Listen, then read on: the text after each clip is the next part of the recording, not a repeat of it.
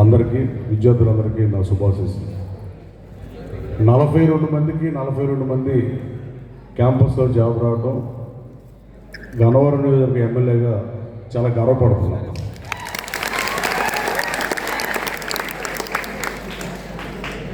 Highest salary ఎంత మీరు out of 42లో highest salary వాళ్ళు ఒకసారి ఉంచండి. 2.4 lakhs per LPA, BVS Distilleries, అలాగే HL Mando. లోయెస్ట్ ఎంత? లోయెస్ట్ ఎవరు? ప్రయాణంలో లోయెస్ట్, మనుషుల్లో లోయెస్ట్ 1.8 నుంచోవాలి ఒకళ్ళు. హైయెస్ట్ నుంచోమ్మ ఒకసారి. Are you going to take accept this offer? Mic కావాలా? ఇవి పంపిస్తాను మైక్.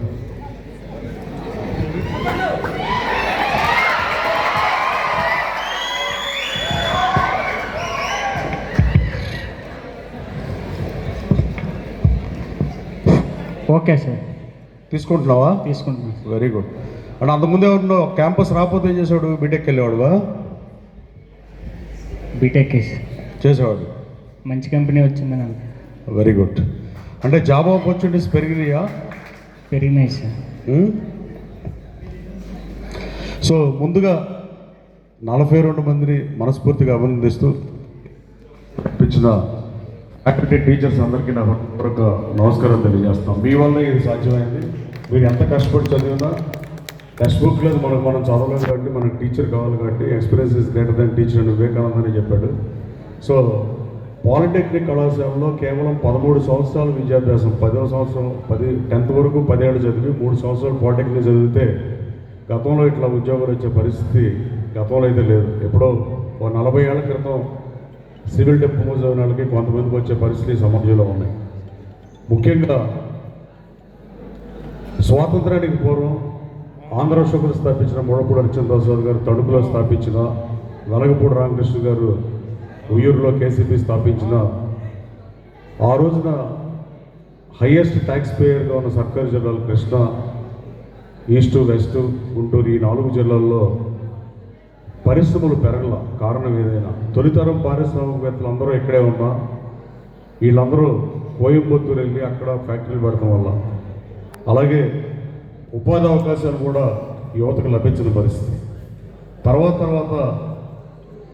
అన్నపూర్ణగా పేరుగాంచి డెల్టాగా ఉండి భారతదేశానికి ధాన్యాగారంగా ఉన్న మన సర్కారు జిల్లాలు, తర్వాత ఇప్పుడు తెలంగాణ మనకన్నా వరి దిగుబడిలో ముందంజలో ఉంది.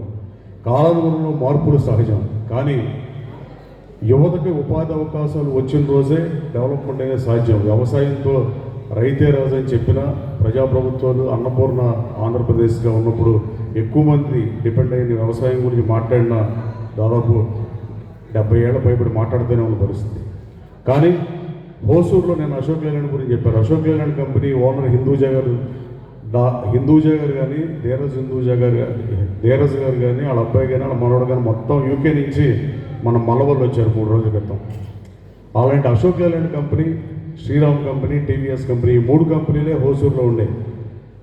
కానీ ఇవాళ హోసూరు నగరంలో 2500 కన్నా ఎక్కువ కంపెనీలు ఉన్నాయి. 2500 కంపెనీస్ ఉన్నాయి ఇప్పుడు హోసూరు సిటీలో.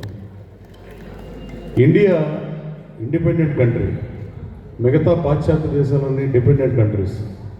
జాబ్లో శాలరీస్ ఎక్కువ రావచ్చు కానీ ఒకళ్ళకి 50 లక్షల జీతం, వాళ్ళకి 1 కోటి జీతం, వాళ్ళకి 1.5 కోటి జీతం రావచ్చు. కానీ ఎవరైనా ఎక్కువ మంది బహుశా దాదాపు 95% స్మాల్ బిజినెస్లు చేసేవాడు కాకుండా 95% ఏదో కార్పొరేట్ కంపెనీలో కూలీలే, అంటే జీతానికి పని చేయాల్సిందే, అది అమెరికాతో సహా. కానీ ఇండియా ఏంటంటే గొర్రెల మేపునో బర్రెల మేపునో ఇక రకరకాల కులవృత్తులతో వాళ్ళ కాళ్ళ మీద ఆడబడి వాళ్ళు నిలబడి బతికే దేశం మనది.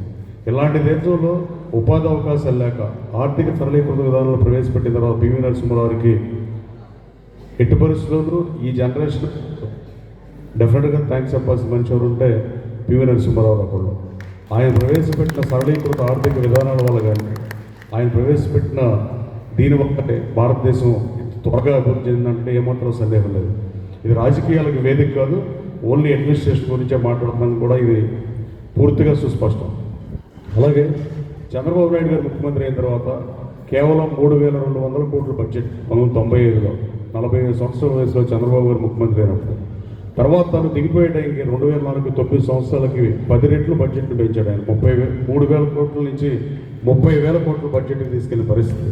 ఆ 30,000 కోట్ల బడ్జెట్లోనే 15,000